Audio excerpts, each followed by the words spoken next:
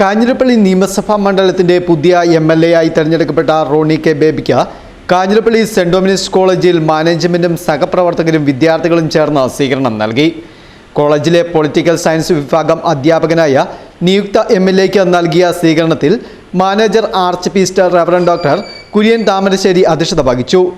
സ്വതസിദ്ധമായ വിനയത്തിലൂടെ നേടിയെടുത്ത വിജയമാണ് റോണി കെ ബേബിയുടേതെന്നും ജനങ്ങളുടെ ആവശ്യങ്ങൾ അറിഞ്ഞ് പ്രവർത്തിക്കുവാൻ കഴിവുള്ള വ്യക്തിയാണ് അദ്ദേഹമെന്നും മാനേജർ പറഞ്ഞു. College principal incharge doctor Bino P Jose സ്വാഗതം ആശംസിച്ചു.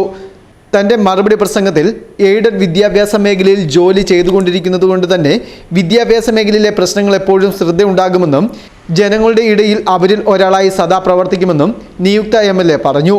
യോഗത്തിൽ സെന്റ് ഡൊമിനിക്സ് കോളേജ് സ്വാശ്രയ വിഭാഗം director doctor Jojo George, staff association secretary Nithin George, staff association secretary Nithin Joy, college of superintendent Jasna Jose, college bursar reverend doctor Manoj Palakkudy തുടങ്ങിയവർ പ്രസംഗിച്ചു.